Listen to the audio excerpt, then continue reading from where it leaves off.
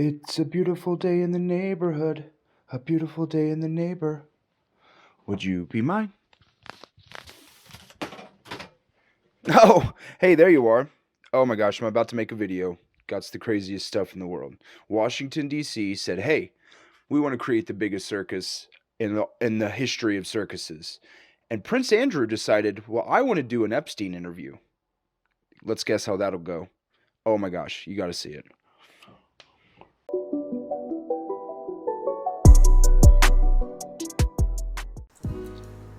Oh, what's up, Trey? Trumpy McTrumpface, welcome. Hey, listen, I wanted to start off by talking about Kaepernick. I'm going to get to Obama. I'm going to get to the Prince Andrew interview. Oh my gosh. I can only give you like 3 minutes because if I start, I can't stop. It is just unbelievable. First of all, that he did the interview in the first place. Second of all, what he answered on some of his answers are absolutely insane. But let's go to Kaepernick first. Look at this t-shirt. This is what he got. This is what he was wearing when he went. I don't know if you heard about the stunt, but what happened was the NFL called him last Saturday or something close to that and said, "Hey, listen, we're going to have a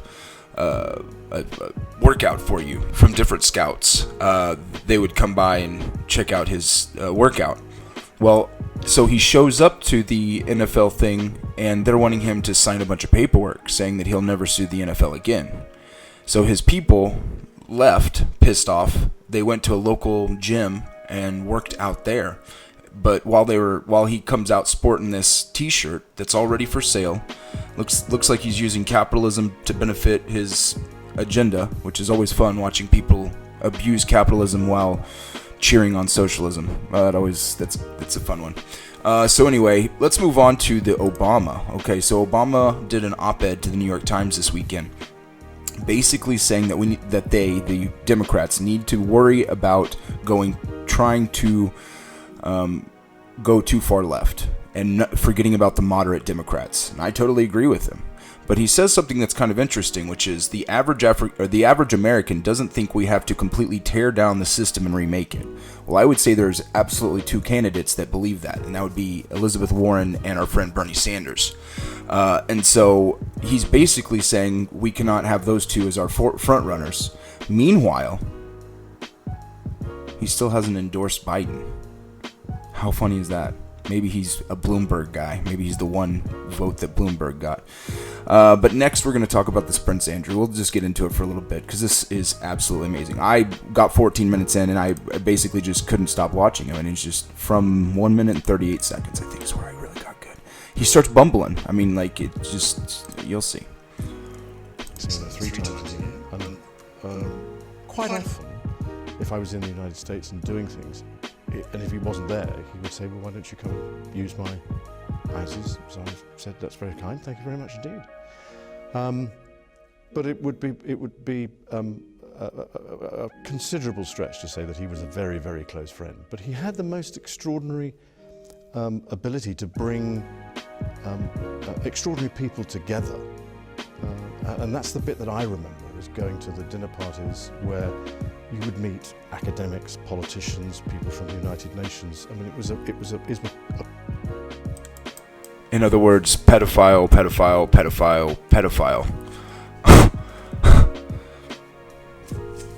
I got nothing. Cosmopolitan group of what I would describe as US eminence.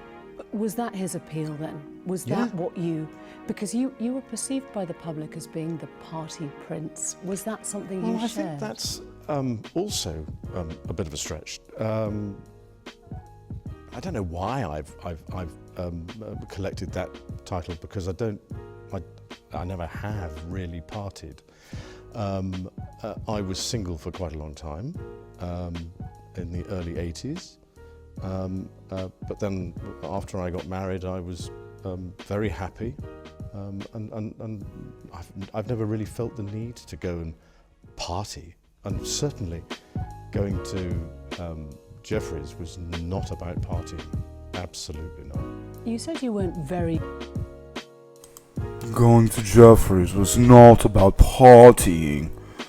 Unbelievable. I mean, what world does this guy live in that he thinks that this is a good idea, first of all? And then these answers. It only gets better. Be good friends. But would you describe him as a good friend? Did you trust him? Yes, I think I probably did. But again, I don't go into a friendship looking for the wrong thing, if you understand what I mean. I'm an engaging person. I want to be able to engage. I want to find out. I want to learn. And so you have to remember that I was transitioning out of the Navy at the time. And in the transition, I wanted to find out more about what was going on, because in the Navy, it's a pretty isolated business because you're out at sea the whole time. And I was going to become the Special Representative for International Trade and Investment.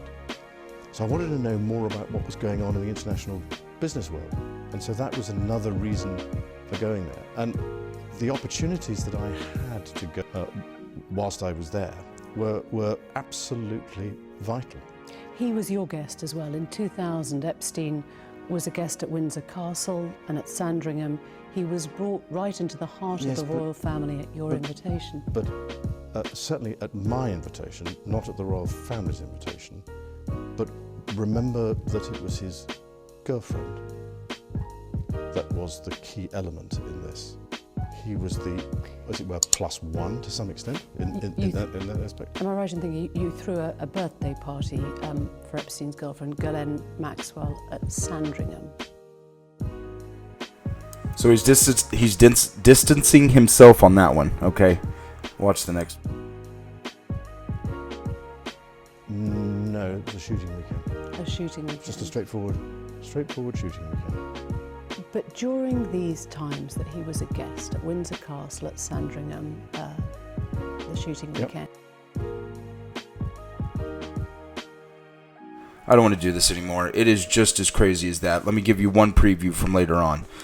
He tries to explain that it couldn't have been him that the girl is accusing of being on top of her, because she says whoever it was really sweaty. And he is saying that because he had some sort of distress from going to war, that he actually doesn't sweat or didn't sweat at the time. It's as magical as you can possibly think. And I really want to just go to say that this is all due to Donald Trump. None of this stuff would be coming out if Donald Trump wasn't president. The Me Too movement has boomeranged back on top of them and is tearing them apart because they don't have any values, because they treat people like crap. This is why nobody believes anything that they're doing. All of these people, there's something going on, and I think we're about to find out something big. I'm out. Thanks for stopping by. Like and subscribe.